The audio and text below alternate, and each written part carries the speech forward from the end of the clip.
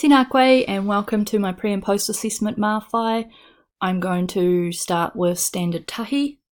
So initially I started off at a confidence level of 3 in terms of being able to be culturally responsive within my practice and demonstrate the bicultural nature of New Zealand within my practice. And then after my practicum, I feel that I am at the level of a 7. That's just for the general standard. In terms of the interprofessional specialised ones, my biggest area of growth actually came from 1.3, and that was due to learning from and about our senior kaiako, who is kind of become a specialist in providing te reo resources for the Blends network. And we had a couple of Skype meetings, and we also she just started emailing me in te reo, and then that made me step up my game in terms of responding in te reo. So I had a Māori dictionary on my desk, and it changed a lot of my thinking, and I just started using te reo where I could with what I already knew. And I guess because it was really context-based, it gave it a lot of personal meaning as well. Through the process, I was able to find a new role model and someone that I could trust and talk to about some of those cultural, I guess, not really issues, but lack of confidence that I have in some of these areas.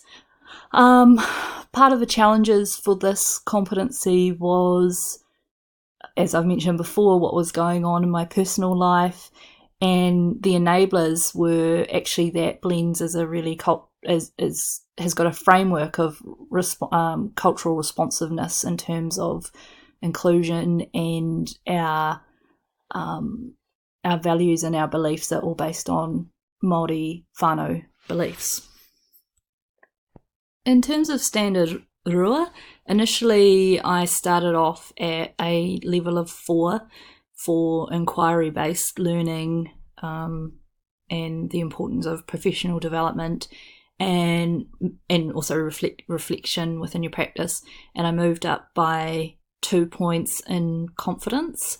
One of the interprofessional standards competencies that stand out for me was the forum post that I did to the interprofessional practice, asking about what a reflective practice looked like, because I've heard so many times, like, Coral, you're a reflective practitioner, you're really reflective, I don't need to tell you anything else. And I just needed some support to help unpack what that means, because what is reflective? Like, I mean, I know when people write reflections down,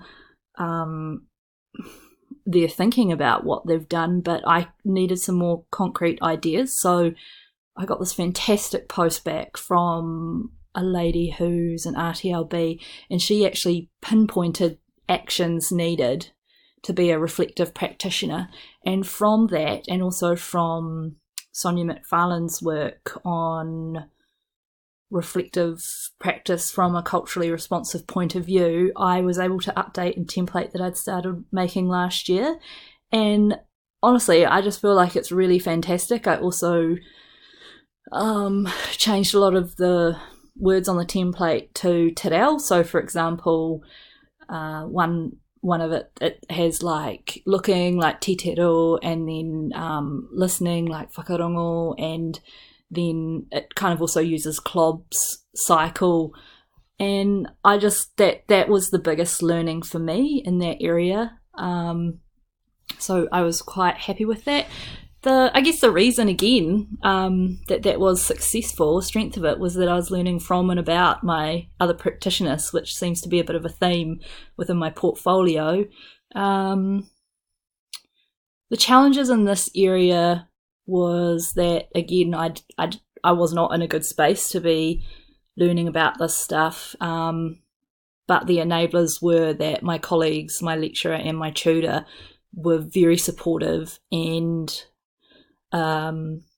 also my colleagues were more than happy to help me work on an orientation mobility program, and people were really empathetic and understanding. So yeah, that was super helpful. As you can see from my mawhai, standard toru was the largest area of growth of me this year. I increased from a 2 to a 7, which is huge in terms of competence and confidence. I guess a real strength of this was a strength and an enabler was the fact that the national assessment team were coming to the school that I was working at to deliver some professional development for the staff and teacher aides regarding children with CVI and complex learning needs. And within that context, it helped me to gain mana and confidence and competence within the school setting. I was able to learn from and about so much by working with these super experienced colleagues with over 30 plus years who had really refined their PowerPoints and their presentations, and it was all evidence-based, and it was just huge learning for me, so much so in fact that I ended up delivering, I think it was 2 or 3 other professional development sessions for Ministry of Education, 2 groups of teacher aides, and I think as well like a therapy team. So in terms of developing those professional relationships and handing on new information, that was really wonderful learning. I guess the challenges were obviously what was happening for me at that time and my workload. It was, I guess I found it hard to concentrate, and there was quite a bit of stuff going on. But, I'm really proud of myself that I continued to do it and that I had that opportunity. So that was fantastic. So for standard Rima, I already felt reasonably confident as I was at a level of 5 and moved up to a confidence of 7. I guess this is because it's the design for learning, and I'm quite interested in assessment, particularly functional vision assessment, and I continued to develop that ability within this competency, and one of the interprofessional competencies that stands out was to do with providing functional vision assessments and also sensory channel assessments. And so again, it's that learning from and about my senior colleagues. I was lucky enough to go out with a senior colleague who had 30 years experience working with blends, and we completed 6 referrals together, and over this process I learned a lot about how to take a functional vision assessment, but the manner in which you do it and how you actually can ease the family, support the family during the process, because it can be a little bit private and a little bit scary about how their children, their vision may be deteriorating, or what that actually means.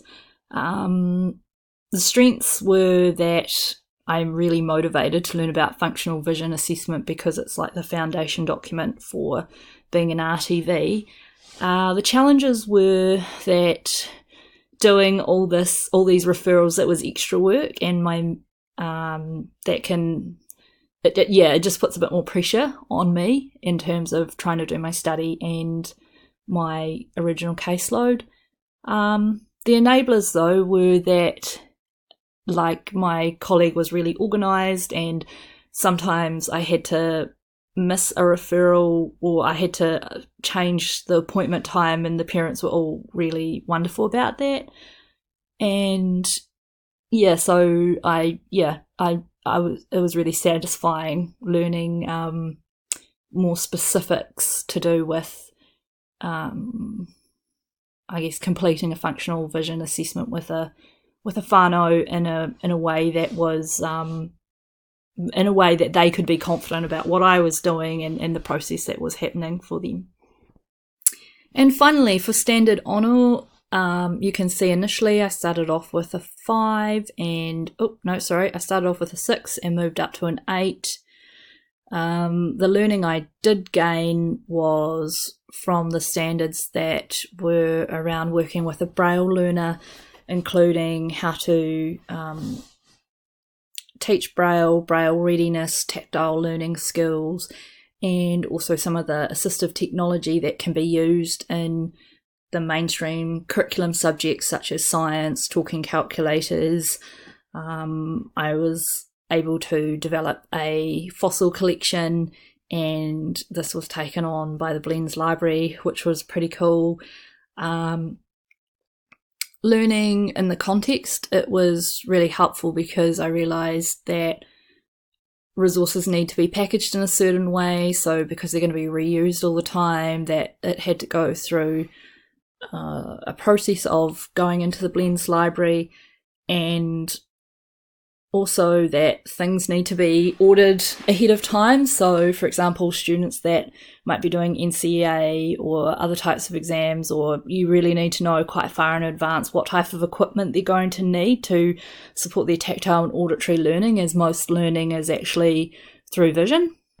One of the interesting factors for Standard Honour was when I responded to a forum from my colleague about typing and learning typing programs, and in terms of that we all learned with, from, and about typing readiness and the different programs available, and like how you can actually influence students to type, because that can be quite a big issue, that they don't realise that they actually need touch typing. But they really do, particularly by the time they get to high school. So I enjoyed having those collaborative online discussions where we were posting links to different programs and different articles. Thank you for watching my video.